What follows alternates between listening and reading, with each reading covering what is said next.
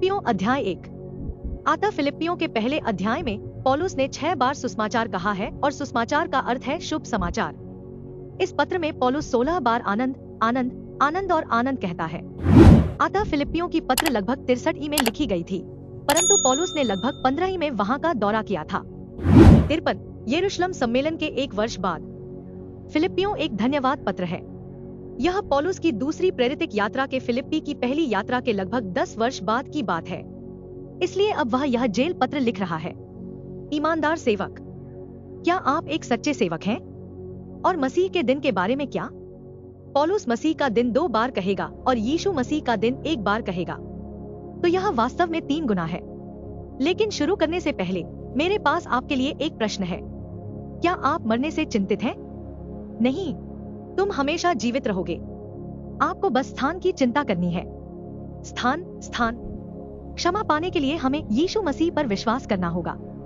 और सुसमाचार पहला कुरिन्थियों 15:3 और 4 है।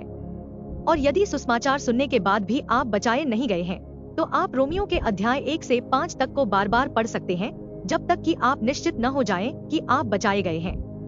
क्योंकि आग की झील शैतान और उसके स्वर्गदूतों के लिए बनाई गई थी, और आप अनंत आग की झील से बच सकते हैं यदि आप विश्वास करते हैं कि कैसे मसीह हमारे पापों के लिए शास्त्रों के अनुसार मर गया और उसे दफनाया गया, और शास्त्रों के अनुसार वह तीसरे दिन फिर से जी उठा। अतः मसीह हमारे पापों और रहस्यों के लिए भी मरा, न कि केवल इस्राएल के लिए। और उसे उसी क्रूस पर दफना दिया गया, और फिर उसे एक कब्र में दफना दिया गया, और 3 दिन बाद वह पुनः जीवित हो गया। यह 1 कुरिन्थियों 15:3 और 4 है। हर किसी को किसी न किसी स्थान पर अनंत जीवन मिलेगा। चलो शुरू करें। यीशु मसीह के दास पौलुस और तीमुथियुस की ओर से उन सब पवित्र लोगों के नाम जो मसीह यीशु में होकर फिलिप्पी में बिशपों और सेवकों के साथ रहते हैं। इसलिए पौलुस ने संभवतः तीमुथियुस को पत्र लिखवाया, और वे सभी संतों के लिए यीशु मसीह के सेवक हैं, उन सभी को जिन्होंने विश्वास किया है, विश्वास के द्वारा मसीह यीशु में होना चाहिए। और वह फिलिप्पी के बिशपों और डीकनों को भी पत्र लिख रहा है। अतः अब यह एक सुव्यवस्थित चर्च है। न केवल हम मसीह में हैं, बल्कि मसीह हम में है। मसीह ने अपनी स्वर्गीय सेवकाई में पौलुस के माध्यम से विश्वासियों को बुलाया। तो आइए देखें कि इस पत्र का स्वरूप क्या है। लेकिन पहले आइए देखें कि शिक्षा देने की प्रक्रिया क्या है। अतः आत्मिक उन्नति की प्रक्रिया में पौलुस द्वारा लिखे गए 13 पत्रों का उपयोग विश्वासियों में आत्मिक उन्नति की इमारत बनाने के लिए किया जाता है। फिलिप्पियों में इफिसियों 4 का 3 से 6 में वर्णित एकता न बनाए रखने के लिए हल्की फटकार दी गई है। डांटना सही काम न करने का नाम है, और सुधारना सही सोच न रखने का नाम है। तो एक बात यह है कि पादरियों ने पौलिन सत्य को फैलाने के लिए मंडली का पर्याप्त उपयोग नहीं किया है। तो हमें पता चला कि पौलुस फिलिप्पियों से बात कर रहा है, और यहाँ एक अच्छे पौलिन चर्च का उदाहरण दिया गया है। आता पादरी जो एक मनुष्य है, पौलुस का अनुसरण करता है, और पौलुस यीशु मसीह का अनुसरण करता है। और आप जानते हैं वह यीशु मसीह है, चर्च का मुखिया है। फिर डीकन होते हैं, और ये भी पुरुष होते हैं, और वे स्थानीय सभा में सेवा करने में मदद करते हैं। फिर एक मंडली के रूप में पुरुष और महिलाएं और बच्चे और मंडली का हर व्यक्ति जिसने सुसमाचार पर विश्वास किया है, बचा लिया गया है और उसने परमेश्वर के पुत्र की आत्मा को प्राप्त किया है। इसलिए महिलाओं को स्थानीय सभा में नेता नहीं होना चाहिए, लेकिन वे बाइबल सिखा सकती हैं, और पुरुष भी समुदाय में राजदूत के रूप में कार्य कर सकते हैं। अतः पौलुस अनुग्रह और शांति कहता है, जैसा कि वह हमेशा अपने पत्रों में कहता है। और वह रोम में नजरबंद है, और फिलिप्पी के विश्वासियों को पत्र लिख रहा है। वह मैसेडोनिया में है। तो पौलुस ने संभवतः यह पत्र इफिसियों, कुलुस्सियों, फिलेमोन, तुखिकुस और ओनेसिमुस को भेजा था। अब मैं विश्वास करता हूँ कि इपफ्रोदीतुस पौलुस के पास आया था, जहाँ वह नजरबंद था, और वहाँ तीमुथियुस और पौलुस के लिए रोमन रक्षक है, और ये उनके पत्रों की प्रतियां उसके बिस्तर पर हैं। इसलिए इपफ्रोदीतुस बीमार हो गया और पौलुस ने उसके स्वस्थ होने के लिए प्रार्थना की। और इसलिए फिलिप्पियों की पत्री पौलुस की जेल से लिखी गई पत्रियों में से एक है, जो रोम में घटी घटनाओं के बाद लिखी गई थी। इसलिए परमेश्वर ने पौलुस को घर में नजरबंद करके सुरक्षित रखा। तो आप जानते हैं कि वह पहले से ही गिरफ्तार है, इसलिए वे उसके साथ ज्यादा कुछ नहीं कर सकते। लेकिन पौलुस उस अपराध में निर्दोष है जिसका आरोप उस पर लगाया गया है, और उसे 4 वर्षों तक अवैध रूप से हिरासत में रखा गया था। पहले तो उन्हें 2 वर्षों तक इजराइल के कैसरिया में नजरबंद रखा गया, और अब उन्हें अगले 2 वर्षों के लिए घर में नजरबंद रखा गया है। देखो, यह ल्यूक है। लूका ने सुसमाचार और कार्यों के बारे में ऐसी सभी बातें लिखी जिन्हें एक रोमन अधिकारी पढ़ सकता था। इसलिए पौलुस फिलिप्पियों 4:18 में कहता है, परंतु मेरे पास सब कुछ है और बहुतायत से है। जो बातें तुम्हारी ओर से इपफ्रदीतुस के द्वारा भेजी गई, उनकी सुगंध पाकर मैं तृप्त हो गया हूँ। यह एक मधुर सुगंध है, यह एक स्वीकार्य बलिदान है जो परमेश्वर को बहुत प्रिय है। इसलिए उन्होंने पौलुस को धन और अन्य आवश्यक वस्तुएं भेंट स्वरूप भेजी। हमारे पिता परमेश्वर और प्रभु यीशु मसीह की ओर से तुम्हें अनुग्रह और शांति मिलती रहे। अतः पौलुस उस अभिवादन को प्रसारित कर सकता है क्योंकि वह इस व्यवस्था में परमेश्वर पिता और प्रभु यीशु मसीह का प्रवक्ता है।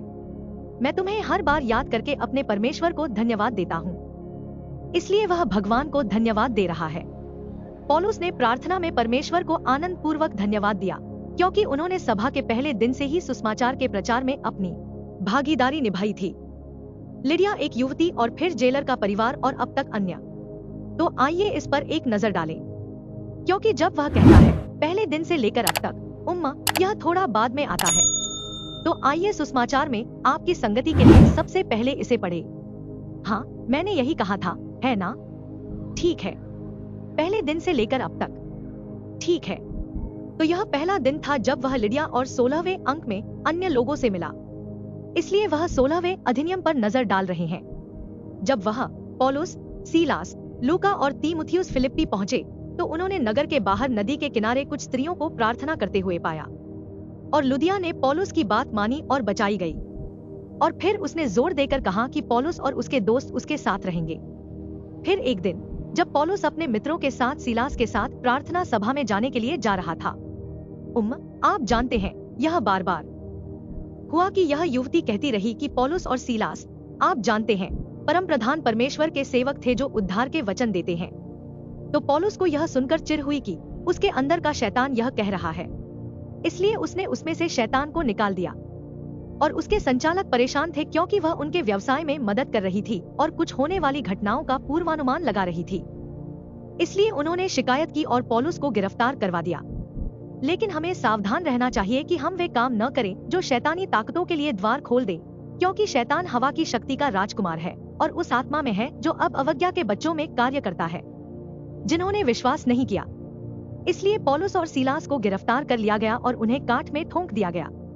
और आधी रात को उन्होंने एक गीत गाया, और आप जानते हैं, उन्हें कोड़े मारे गए थे और उन्हें सबसे भीतरी जेल में रखा गया था। और वहां भूकंप आ गया आधी रात के कुछ समय बाद, और जेलर अंदर आया और उसने देखा कि कैदी अब अपनी कोठरियों में नहीं थे और उनके पास से सामान भी बाहर निकल आया था। और उसने सोचा कि वह अपनी तलवार से खुद को मार लेगा, क्योंकि जब रोमियों को पता चलेगा कि क्या हुआ तो यह अच्छी बात नहीं होगी। परंतु पौलुस ने ऊंचे शब्द से चिल्लाकर कहा, अपने आप को कुछ हानि न पहुंचा, क्योंकि हम सब यहाँ हैं। प्रेरितों के काम 16:28। शैतान चाहता है कि लोग सोचें कि आत्महत्या ही एकमात्र उपाय है और वे बचाए जाने से पहले ही मर जाएं। तो दारोगा ने पूछा, मुझे बचने के लिए क्या करना होगा? पौलुस ने उत्तर दिया कि प्रभु यीशु मसीह पर विश्वास कर तो तू और तेरा घराना उद्धार पाएगा। प्रेरितों के काम 16:31। और मुझे इस बात का भरोसा है कि जिसने तुम में अच्छा काम आरंभ किया है वही उसे यीशु मसीह के दिन तक पूरा करेगा। अतः पौलुस ने प्रेरितों के अध्याय 16 को रोम से प्राप्त इस पत्र से जोड़ा था, क्योंकि पौलुस दूसरे अध्याय में यही लिखेगा कि परमेश्वर ही है जिसने अपनी स्वेच्छा निमित्त तुम्हारे मन में इच्छा और काम दोनों बातों के करने का प्रभाव डाला है। इसलिए पौलुस को पूरा भरोसा है कि परमेश्वर यीशु मसीह के दिन तक उनमें काम कर रहा है। तो हम इस पर चर्चा करने जा रहे हैं। आप जानते हैं, मूल रूप से यह मेघारोहण तक है, लेकिन वास्तव में मसीह के दिन की 3 घटनाएं हैं और हम 1 मिनट में इस पर विचार करने जा रहे हैं। लेकिन मैं सिर्फ इतना कहना चाहता हूँ कि आप जानते हैं, मसीह उनमें है और एक बार बच गए तो हमेशा के लिए बच गए। तो आइए मसीह के दिन को देखने से पहले हम समय रेखा पर एक नजर डालते हैं। तो यहाँ समय रेखा है जो उत्पत्ति से प्रकाशितवाक्य तक की पुस्तकों के क्रम पर आधारित समय रेखा है। अतः उत्पत्ति 2, प्रेरितों के काम 9 भविष्यवाणी है और राज्य का सुसमाचार प्रचार किया गया है। फिर कृत्यों से एक संक्रमण पुस्तक है। फिर रोमियो से फिलेमोन तक की पुस्तकें मसीह की देह के लिए हैं, जो सभी पौलुस से शुरू होती हैं और मसीह के सुसमाचार का प्रचार किया गया है। और मसीह की देह प्रेरितों के 9वें अध्याय में शुरू हुई जब मसीह पौलुस के सामने प्रकट हुए। और अब हम यीशु मसीह के एक और बार प्रकट होने की प्रतीक्षा कर रहे हैं ताकि वह हमें उठा ले या हमें उठा ले, और फिर वह हमें मसीह के न्याय आसन के पास ले जाएगा।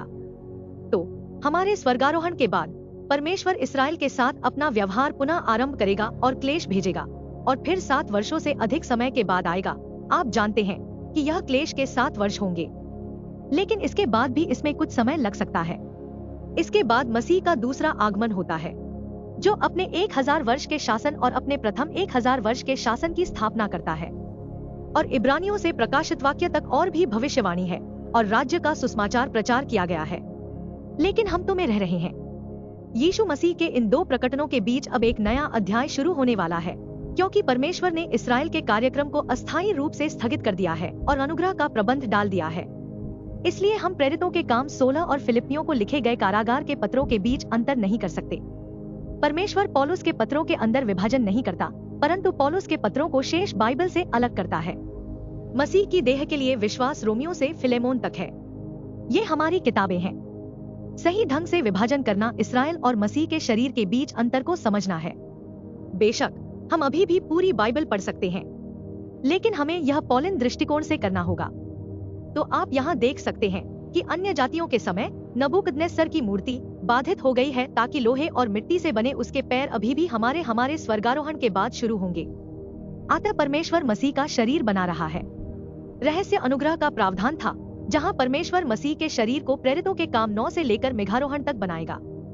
मसीह का शरीर परमेश्वर में छिपा हुआ एक गुप्त रहस्य था।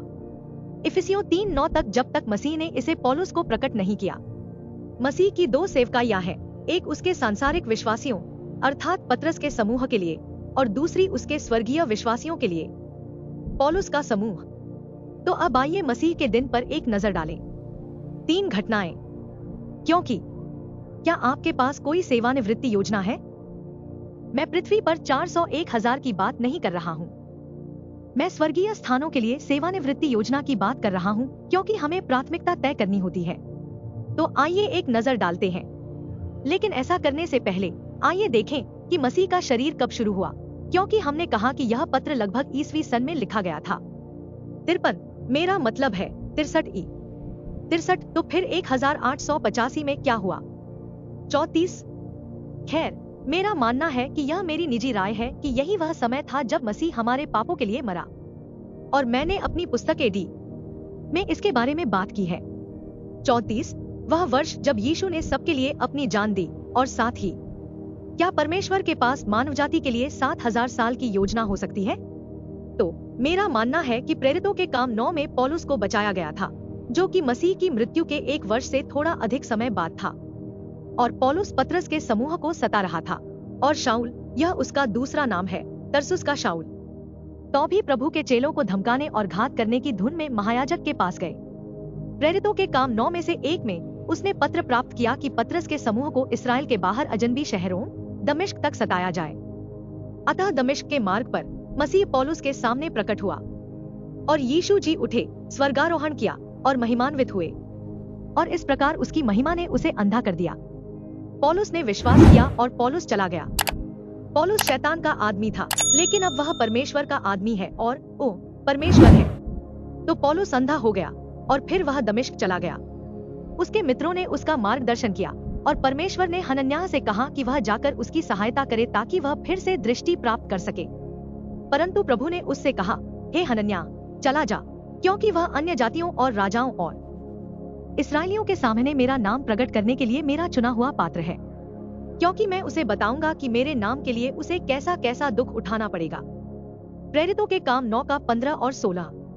जब हनन्याह ने पौलुस पर हाथ रखे तो तुरंत उसकी आंखों से छिलके उतर आए। प्रेरितों के काम 9 का 18 में हम पाते हैं कि जब हम पहचानते हैं कि मसीह का शरीर प्रेरितों के काम 9 में शुरू हुआ, तो ऐसा लगता है जैसे हमारी आंखों से पर्दा हट गया हो। यह समझना इतना महत्वपूर्ण क्यों है कि मसीह का शरीर कब शुरू हुआ? क्योंकि अगर आपको नहीं पता कि यह कब शुरू हुआ, तो आप कई चीजें गलत कर सकते हैं। हमें यह जानने की आवश्यकता है कि मसीह की देह और अनुग्रह का नया प्रबंध दोनों ही प्रेरितों के काम 9 में दमिश्क के मार्ग पर पौलुस के उद्धार के साथ आरंभ हुए।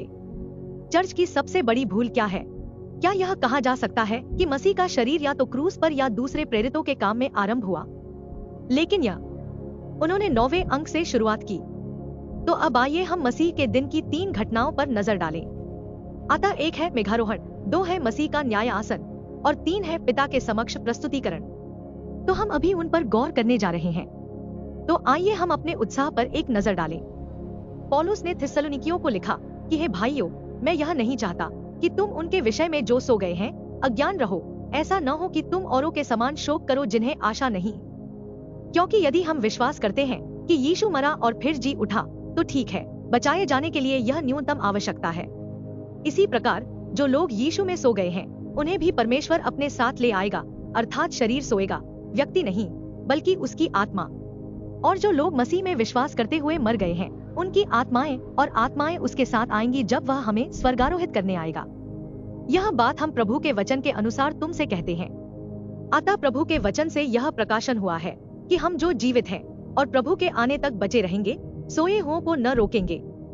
हम उनसे आगे नहीं बढ़ेंगे, क्योंकि प्रभु स्वयं स्वर्ग से उतरेंगे और उस समय जय जयकार होगा और प्रधान स्वर्गदूत की वाणी सुनाई देगी और परमेश्वर की तुरही बजेगी और जो मसीह में मरे हैं वे पहले जी उठेंगे। तब हम जो जीवित और बचे रहेंगे उनके साथ बादलों पर उठा लिए जाएंगे कि हवा में प्रभु से मिले, और इसी प्रकार हम सदैव प्रभु के साथ रहेंगे। इसलिए इन बातों से एक दूसरे को शांति दो। तो ये है थिस्सलुनीकियों 4:13 से 18 तक। अतः प्रभु स्वयं आएंगे और हमें तीसरे स्वर्ग तक ले जाएंगे, और जब वह आएगा तो प्रधान स्वर्गदूत भी वहां होगा। तो यह दूसरी घटना मसीह का न्याय आसन है। अतः हमारे स्वर्गारोहण के बाद मसीह हमें लेने आता है, फिर वह हमें मसीह के न्याय आसन के पास ले जाता है, और उसके बाद हम मसीह के न्याय आसन पर होंगे। हमारी सेवा और स्वर्ग में परमेश्वर की सेवा करने की हमारी क्षमता का मूल्यांकन किया जाएगा, नए स्वर्ग में, अंततः नए स्वर्ग में। तो फिर मसीह हमें पिता के सामने पेश करने के लिए ले जाएगा और कहेगा, पिता ये यहाँ हैं, आप इन्हें कौन सी नौकरी देते देखना चाहते हैं। इसलिए हमारा मूल्यांकन हमारे काम की गुणवत्ता के आधार पर किया जाएगा, मात्रा के आधार पर नहीं। यह पृथ्वी पर हमारी सेवा है नहीं। आप जानते हैं मोक्ष का पहले ही ध्यान रखा जा चुका है। इसलिए हम परिश्रम करते हैं कि चाहे उपस्थित हो या अनुपस्थित हम उसके द्वारा ग्रहण किए जाएं, क्योंकि हम सबको मसीह के न्याय आसन के सामने उपस्थित होना होगा कि हर एक को उसके देह के द्वारा किए गए अच्छे या बुरे कामों का बदला मिले। दूसरा कुरिन्थियों 5:9। इसलिए हम पृथ्वी पर अपने काम को स्वीकार करवाने के लिए मेहनत कर रहे हैं, और फिर जब हम मसीह के न्याय आसन के पास जाएंगे तो इसे स्वीकार कर लिया जाएगा। यदि यह परमेश्वर की इच्छा के अनुसार होगा तो यह अच्छा होगा, बुरा नहीं। तो आइए हम पिता के सामने मसीह की देह की प्रस्तुति के बारे में बात करें। जब मसीह जो हमारा जीवन है प्रकट होगा तब तुम भी उसके साथ महिमा सहित प्रकट होगे। कुलुस्सियों 3:4। तो जब वह आएगा तब हम तीसरे स्वर्ग तक जाएंगे। और फिर यहाँ पहले थिस्सलुनीकियों 3:13 से अंत तक है। वह तुम्हारे मनों को हमारे पिता परमेश्वर के सम्मुख पवित्रता में निष्कलंक बनाए रखे, जब हमारा प्रभु यीशु मसीह अपने सब पवित्र लोगों के साथ आए। तो हम जा रहे हैं, आप जानते हैं वह आने वाला है, पिता के सामने संतों के साथ। ठीक है, तो आइए देखें कि इस दरवाजे के पीछे क्या है। ओह, यह बंद हो गया। ठीक है, ठीक है। इस प्रकार हम जानते हैं कि मेघारोहण क्लेश से पूर्व है। क्या आप ऊपर जा रहे हैं या नीचे ही रहेंगे? क्या आप आसान रास्ता अपनाएंगे या कठिन रास्ता? कठिन रास्ता यह है कि परमानंद में पीछे छूट जाना और उसके पुत्र यीशु के स्वर्ग पर से आने की बाट जोहते रहो, जिसे उसने मरे हुओं में से जलाया और हमें आने वाले प्रकोप से बचाता है। प्रथम थिस्सलुनीकियों 1:10। इस प्रकार हम आने वाले प्रकोप से, जो क्लेश है अर्थात क्लेश के 7 वर्षों से बच गए हैं। इसे दानियेल का 70वां सप्ताह या क्रोध भी कहा जाता है, और इसे जैकब की मुसीबत भी कहा जाता है। तो यह हमारा नहीं है। अफसोस, वह दिन बड़ा है, उसके समान कोई दिन नहीं। यह याकूब के संकट का समय है, परंतु वह इससे बच जाएगा। यिर्मयाह 30:7। इस प्रकार इस्राएल के विश्वासी इससे बच जाएंगे। फिर मसीह का दूसरा आगमन होता है और फिर वह अपना राज्य स्थापित करेगा, जो इस्राएल के 7वें दिन के विश्राम या सप्त के समान होगा। ये 7000 वर्षों में से अंतिम 1000 वर्ष हैं। तो चलिए आगे बढ़ते हैं। जैसा कि मेरे लिए तुम सब के विषय में सोचना उचित ही है, क्योंकि तुम मेरे हृदय में हो और मेरे बंधनों में तथा सुसमाचार के बचाव और पुष्टि में तुम सब मेरे अनुग्रह के सहभागी हो। अतः पौलुस सोच रहा है कि वे सभी उसके साथ हैं, क्योंकि उन्होंने उसे यह उपहार भेजा है, और इसलिए उसका इस तरह से सोचना उचित है। आपने सही मंत्रालय का समर्थन करके अच्छा किया। अब ऐसा करो कि पौलुस की प्रेरिताई में कुछ और सहभागी शामिल हों और वे उस संपूर्ण संदेश को फैलाने में सहायता करें जो मसीह ने पौलुस को सभी लोगों तक पहुंचाया था। प्रेरित, ठीक है। ओह, चलो अगला पद्य करते हैं, क्योंकि परमेश्वर ही मेरा अभिलेख है। उन्होंने इसे इस अध्याय में दर्ज किया है। मैं यीशु मसीह के हृदय में आप सब के लिए कितनी लालसा रखता हूँ, और मैं यह प्रार्थना करता हूँ कि तुम्हारा प्रेम, ज्ञान और सब प्रकार के विवेक सहित और भी बढ़ता जाए। इसलिए पौलुस अपने अंतरतम मन की गहराई से उनके लिए तरसता है, क्योंकि पुत्र की आत्मा उसमें है।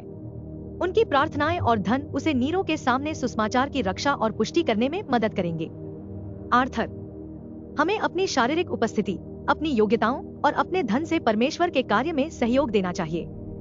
पौलुस चाहता है कि वे उस सिद्धांत को उत्कृष्ट माने जो मसीह की स्वर्गीय सेवकाई है जो उसे दी गई है। एक विश्वासी को पौलुस की शिक्षाओं को स्वीकार करना चाहिए, क्योंकि यह हमारी जानकारी है। तो फिर सबसे उत्कृष्ट क्या है? वह जो कुछ अब कर रहा है उसमें परमेश्वर की सेवा करना है। इसलिए वह कहता है कि तुम उन बातों को स्वीकार करो जो उत्तम है। इसलिए हमें यह समझने की जरूरत है कि क्या श्रेष्ठ है, ताकि हम परमेश्वर की सेवा उस तरह कर सकें जैसे वह चाहता है। एक टीम के रूप में फलों से भरा जा रहा है। उत्कृष्ट, ताकि तुम मसीह के दिन तक सच्चे और निर्दोष बने रहो। तो यह दूसरी बार है जब उन्होंने कहा, मैं सोचता हूँ कि क्या मसीह का दिन दूसरा है? हाँ, क्योंकि उसने 6ठी आयत में यीशु मसीह के दिन के बारे में कहा था। तो यह मसीह का दिन है। अतः पौलुस मसीह की देह पर गर्व करना चाहता है, जो धार्मिकता के फलों से परिपूर्ण है, जो यीशु मसीह के द्वारा है, जिससे परमेश्वर की महिमा और स्तुति होती है। इसलिए वह चाहता है कि आप उन्हें जानें, ताकि धार्मिकता का फल प्राप्त हो। तो फिर उत्कृष्ट क्या है? यह ऐसी चीज है जिसका मूल्य अधिक है। परमेश्वर हमें अपना जीवन देता है, और उसका जीवन हमारे द्वारा जीवित रहना चाहता है, जब हम उसके वचन में अपने मनों को नया करते हैं। धार्मिकता के फल आत्माओं को बचा सकते हैं, मन को स्थिर कर सकते हैं और जीवन को परिवर्तित कर सकते हैं, जब हमारे अंदर मसीह की आत्मा परमेश्वर द्वारा दिए गए पौलुन सिद्धांत का उपयोग कर रही हो। फल जीवन से आता है। हम में मसीह का जीवन उसकी महिमा के लिए फल उत्पन्न करने के लिए उसके वचन का उपयोग करता है। आगे है, परंतु हे भाइयों, मैं चाहता हूँ कि तुम यह समझ लो कि जो कुछ मेरे साथ हुआ है वह सुसमाचार के प्रचार के लिए ही हुआ है, यहाँ तक कि मसीह में मेरी बंधुआई सारे महल और अन्य सभी स्थानों में प्रकट है। और प्रभु में भाइयों में से बहुत से मेरे बंधनों के कारण हियाव बांधकर निडर होकर वचन सुनाने का और भी हियाव करते हैं। इपफ्रदीतुस ने पौलुस से कहा कि फिलिप्पी के लोग इसलिए निराश थे क्योंकि उनका प्रेरित रोम में बंदी गृह में था। अतः पौलुस बताते हैं कि वास्तव में जो घटित हो रहा था वह अलग था। पौलुस को एक बंदी दर्शक वर्ग मिला था, क्योंकि एक सैनिक उसे घंटों तक जंजीरों से बांधे रखता था। सुसमाचार का प्रचार प्रसार सीजर के घराने और रोमन साम्राज्य में शाही सुरक्षा और साहसिक प्रचार के माध्यम से हो रहा था। इसलिए पौलुस 4:22 में इस पत्र के अंत में लिखता है कि सभी संत तुम्हें नमस्कार कहते हैं, विशेष करके वे जो कैसर के घराने के हैं। रोम के बहुत से संत पौलुस की कई बातों का प्रचार करने के लिए साहसी हो रहे थे, क्योंकि दूसरों ने सोचा कि यदि पौलुस गिरफ्तारी के दौरान लोगों को यीशु के बारे में बता सकता है तो हम भी जरूर बता सकते हैं। निःशुल्क किया जा रहा है। कुछ लोग तो ईर्ष्या और झगड़े के कारण भी मसीह का प्रचार करते हैं, और कुछ लोग अच्छी इच्छा से भी। इसलिए कुछ लोग ईर्ष्या और झगड़े से और कुछ सद्भावना से मसीह का प्रचार कर रहे हैं। एक तो विवाद पूर्वक मसीह का प्रचार करता है, न कि ईमानदारी से मेरे बंधनों में क्लेश डालने का, परंतु दूसरा प्रेम से प्रचार करता है, क्योंकि जानता है कि मैं सुसमाचार की रक्षा के लिए खड़ा हूँ। तो कुछ ने दिखावा किया। ओह, चलो पहले इसे पढ़ते हैं। तो क्या? फिर भी हर तरह से, चाहे दिखावा हो या सच्चाई, मसीह का प्रचार किया गया है, और इसलिए मैं आनंदित हूँ, हाँ, और आनंदित रहूंगा। इसलिए कुछ लोगों ने यह दिखावा किया कि यीशु ने पौलुस को अपना नियुक्त प्रेरित नहीं भेजा था। वे मसीह की देह के प्रति मसीह की सेवकाई के संबंध में पौलुस का उल्लेख करने से बचकर उसके विरुद्ध प्रतिस्पर्धा कर रहे थे। उन्होंने पौलुस के प्रेरितिक अधिकार को बदनाम और कम कर दिया, तथा पौलुस को दिए गए रहस्य के प्रकाशन के अनुसार मसीह के प्रचार को छोड़ दिया। प्रेरित पौलुस ने भी यीशु मसीह की तरह सही ढंग से प्रचार किया, लेकिन वह इस बात से आनंदित है कि इस अंधकारमय और बुरे संसार में भी मसीह का प्रचार किया जाता है। कम से कम वे तो यह कह रहे थे कि आप जानते हैं कि मसीह कौन था और उसने क्या किया था, क्योंकि मैं जानता हूँ कि तुम्हारी प्रार्थनाओं और यीशु मसीह की आत्मा की सहायता से मेरा उद्धार होगा। अतः यहाँ उसका उद्धार, गिरफ्तारी से उसकी मुक्ति और यीशु मसीह की आत्मा की आपूर्ति है। क्या यह कि उनमें मौजूद यीशु मसीह की आत्मा ने पौलुस को यह उपहार दिया था? और पौलुस में भी मसीह है जो मेरी हार्दिक आशा और लगन के अनुसार उसकी सहायता करता है कि मैं किसी बात में लज्जित न हूँ, पर जैसा सदा होता आया है वैसे ही पूरे हियाव के साथ रहूंगा। वैसे ही अब भी मसीह मेरी देह के द्वारा महिमान्वित होगा, चाहे जीवन के द्वारा चाहे मृत्यु के द्वारा। क्योंकि मेरे लिए जीवित रहना मसीह है और मरना लाभ है। परंतु यदि मैं शरीर में जीवित रहूं तो यह मेरे परिश्रम का फल है। फिर भी मैं क्या चुनूंगा, क्या नहीं। अतः पौलुस के परिश्रम का फल मसीह को महिमा देना है, क्योंकि एक बार फिर वह नीरो और सीनेट को यीशु मसीह के बारे में बताते समय लज्जित नहीं होगा, क्योंकि वह सुसमाचार का बचाव कर रहा है, स्वयं का नहीं। और इसलिए उसने पहले ही अग्रिप्पा, जो कि एक अन्य राजा था, के सामने सुसमाचार का बचाव किया था, और अब वह सम्राट के सामने ऐसा कर रहा है। अतः पौलुस जानता है कि यह उनके और हमारे लिए आवश्यक है कि हम उसके द्वारा लिखी गई बातों का पालन करें तथा मुझ में कार्य करने वाले परमेश्वर के पुत्र पर विश्वास रखें। मैं परमेश्वर के लिए जी सकता हूँ, तो यह यीशु मसीह की आत्मा की आपूर्ति है। पौलुस नीरो, सीनेट और अन्य लोगों के सामने मसीह की महिमा करना चाहता था। पौलुस सुसमाचार का बचाव करेगा, अपना नहीं। इसलिए पौलुस ने अपने प्रिय साथी संतों को तैयार कर लिया कि यह संभव है कि वह शहीद हो जाए। उस समय नीरो सीजर था और उसकी मानसिक अस्थिरता पौराणिक थी तथा धर्मनिरपेक्ष इतिहास में अच्छी तरह दर्ज थी, क्योंकि उसने अपनी मां और पत्नी को मार डाला था। नीरो ने रोम में लगी आग के लिए भी ईसाइयों को दोषी ठहराया था। उनमें से बड़ी संख्या में लोगों को क्रूरतापूर्वक शहीद कर दिया गया और दुष्टतापूर्वक मौत के घाट उतार दिया गया। शायद इसी उत्पीड़न के कारण अक्विला और प्रिस्किल्ला वापस इफिसुस चले गए। दूसरा तीमुथियुस 4:19। अतः प्रेरित पौलुस में मसीह की आत्मा उसे परीक्षण के समय सहायता करेगी, परंतु उसे जो संप्रेषित करना है उसकी योजना बनाते समय अध्ययन करना होगा। क्योंकि मैं दोनों के बीच में फंसा हुआ हूँ और चाहता हूँ कि कूच करके मसीह के पास जा रहूं, जो बहुत ही अच्छा है। फिर भी शरीर में बने रहना तुम्हारे लिए अधिक आवश्यक है। और यह भरोसा रखते हुए मैं जानता हूँ कि तुम्हारे विश्वास की उन्नति और आनंद के लिए मैं तुम सब के साथ रहूंगा और तुम्हारे पास फिर आने से तुम्हारा आनंद यीशु मसीह में और भी बढ़ जाए। अतः पौलुस दो अच्छी चीजों के बीच फंस गया है और वह निश्चित नहीं है कि उसे कौन सी चीज चुननी चाहिए, क्योंकि वह जानता है कि यह उनके लिए बेहतर है। यदि वह रुकता है तो वह रुकने को तैयार है और वह कहता है, बस तुम्हारा चाल चलन ऐसा हो जैसा मसीह के सुसमाचार के योग्य है। इसलिए कि चाहे मैं आकर तुम्हें देखूं, चाहे न आऊं, पर तुम्हारे कामों का समाचार पाऊं कि तुम एक आत्मा और एक मन होकर स्थिर रहते हो और सुसमाचार के विश्वास के लिए मिलकर परिश्रम करते हो और किसी बात में अपने विरोधियों से नहीं डरते, क्योंकि यह उनके लिए तो विनाश का स्पष्ट चिन्ह है, परंतु तुम्हारे लिए उद्धार का और परमेश्वर का। इसलिए पौलुस कहता है, मसीह में आप जो हैं वही बने रहें। पौलुस जानता था कि मसीह के शरीर का भविष्य उनके सत्य पर विश्वास करने पर निर्भर करता है। शायद यह इस बात से देखा जा सकता है कि वकील ने 2 साल तक घर में नजरबंद रहने के बाद पौलुस को अपना मामला सुनाने में मदद की थी। पौलुस कहता है कि विश्वास में दृढ़ रहो। जहां आप रहस्य में हैं, वहीं रहें और विश्वास के लिए मिलकर प्रयास करें। मसीह के शरीर में घमंड, ईर्ष्या या आत्म प्रशंसा के लिए कोई जगह नहीं है, क्योंकि परमेश्वर की सेवा एक सामूहिक प्रयास है। सदस्यों का फल मसीह और पौलुस के उद्धार के संदेश को महिमा देना होना चाहिए। यहाँ उनकी मुक्ति का स्पष्ट संकेत दुश्मन की डराने वाली रणनीति से मुक्ति है। चाहे प्रेरित पौलुस आए या नहीं, वह चाहता है कि वे रहस्य में दृढ़ रहें और इस्राएल के कार्यक्रम से विचलित न हों। यदि विश्वासी लोग मसीह के सामने दृढ़ता से खड़े रहें और रहस्य में मसीह की महिमा करें, तो यह खोए हुए और गलत विभाजकों के लिए एक संकेत होगा कि वे गलत हैं। अतः समाधान यह है कि रोमियो फिलेमोन से वही बातें कहें और एक ही मन रखें, क्योंकि सिद्धांत और निर्णय एक ही है। क्योंकि मसीह के कारण तुम्हें यह वरदान मिला है कि न केवल उस पर विश्वास करो पर उसके लिए दुख भी उठाओ और वही संघर्ष करो जो उसने मुझ में देखा है और अब भी सुनता हूँ कि मुझ में है। तो 2 अच्छी चीजों के बीच संघर्ष होने वाला है। यह निश्चित नहीं है कि वे मसीह के साथ जाना चाहते हैं या वहीं रहना चाहते हैं। रोमियो 8:18 में पौलुस ने कहा, क्योंकि मैं समझता हूँ कि इस समय के क्लेश उस महिमा के सामने जो हम पर प्रकट होने वाली है कुछ भी नहीं है। इसलिए जब हम सही सुसमाचार और रहस्य को सामने लाने के लिए कष्ट उठाते हैं, तो आप जानते हैं यह तुलना के योग्य भी नहीं है। विरोधी पौलीन विरोधी सिद्धांत है। लोग, यदि वे मत्ती, मरकुस, लूका और यूहन्ना को पढ़ा रहे हैं, सच्ची खुशी जीवन में उद्देश्यपूर्ण तरीके से परमेश्वर की सेवा करना है। सच्चे विश्वासी पूर्णतः पौलीन होते हैं। परमेश्वर की इच्छा क्या है? कौन चाहता है कि सभी मनुष्य उद्धार पाएं और सत्य का ज्ञान प्राप्त करें?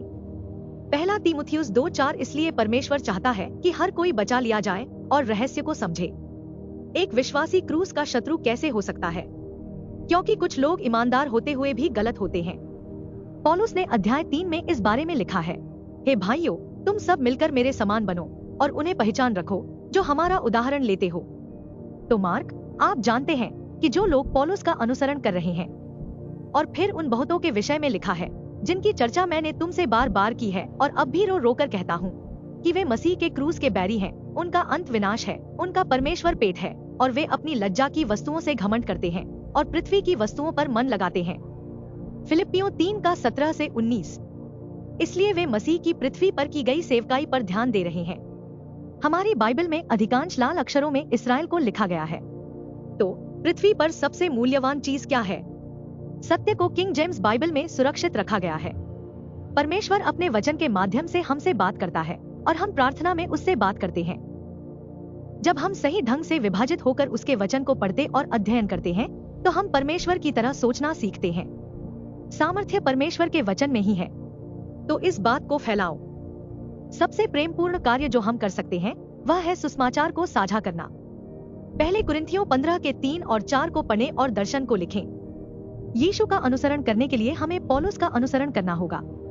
यदि परमेश्वर किसी प्रवक्ता को चुनता है और हम उसका अनुसरण नहीं करते तो हम मसीह का अनुसरण नहीं कर रहे हैं। यहाँ कुछ किताबें दी गई हैं जो आपकी मदद कर सकती हैं। परमेश्वर का रहस्य 100 पृष्ठों में संपूर्ण बाइबल का अवलोकन है। हमारे पास प्रेरितों के कार्य की टिप्पणियां भाग 1, 2 और 3 भी हैं। हमारे पास फिलिप्पियों, कुलुसियों, फिलेमोन, टीकाएं हैं तथा हमारे पास सही ढंग से विभाजित फिलिप्पियों भी हैं। अध्ययन संदर्शिका।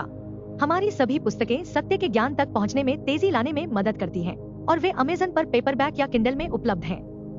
हमारे पास कुछ ऑडियो बुक भी हैं और कई लोगों के पास हमारी सभी पुस्तकें हैं। हमारी वेबसाइट marianmanley.com है।